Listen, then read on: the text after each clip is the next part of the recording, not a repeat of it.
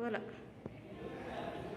Namaskar, I am Saujapta Peses, science teacher from the school, New English School and Junior College, Heritage Chinsagri Sati. For 10th standard, subject is the Science and Technology Part 2 and unit is the Heredity and Evolution. Dear student, we already studied in the 9th standard, the heredity is the transfer of biological characters from one generation to the another via genes. So we study the concept genes, heredity in this DNA, RNA in the 9th standard. In this video, in this unit, we have to study the evolution.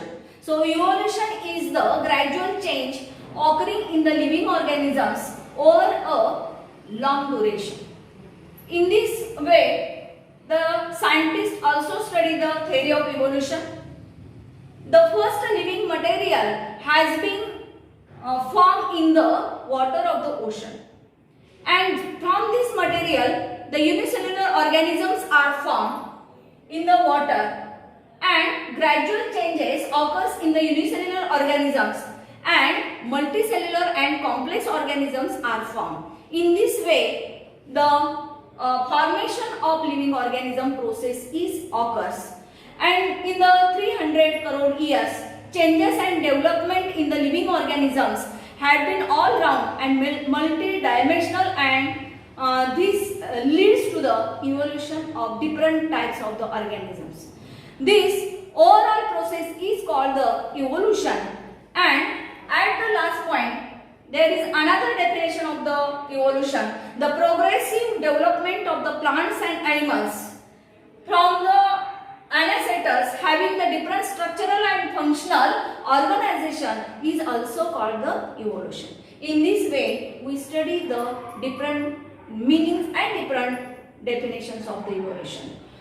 The collective thinking upon all above mentioned theories of implies the evolution is the everlasting process of the changes, and however it needs to prove the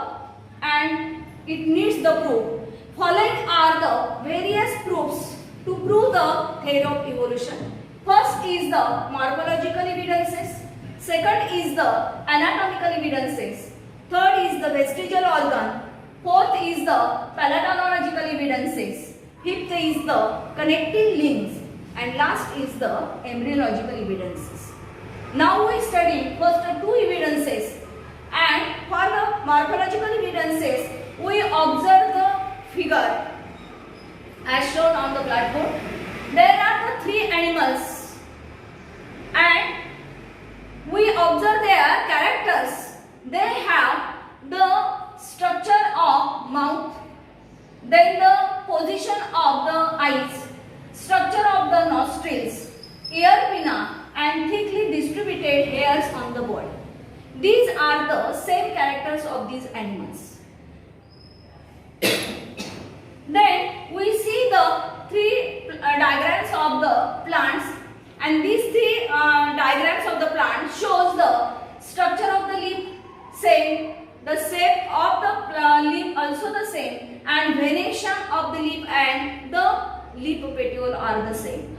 So from these two diagrams we say that these three animals or three plants are the have common ancestors, or they made from the same origin, same ancestor, common ancestor. In this way we explain the morphological evidences. Then second is the anatomical evidences. In these evidences we study the internal structure, while in morphological evidences we study the external structure, but in these anatomical evidences we study the internal structure. So in this diagram, first is the human hand, then second is the ox foreleg, third is the clipper of whale, and last is the patism of the bat. In these four diagrams, we see the structure of bones, joining of the bones is the same.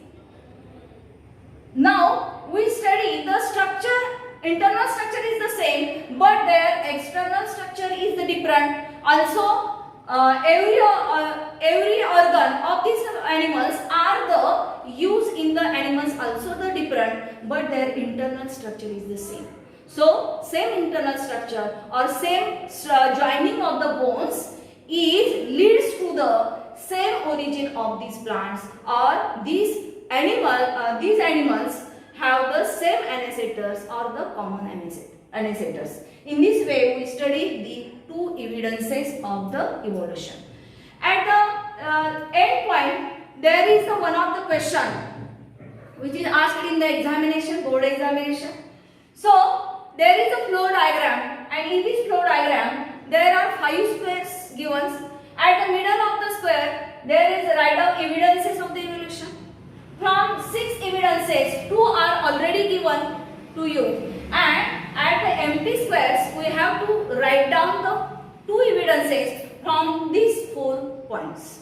So we can write the connecting links or vestigial organs or palatological evidences or the embryological evidences. When we write these 2 points, we give the 2 marks in the examination. So in this way, in this video, we study the evolution, the definition and the evidences of the evolution.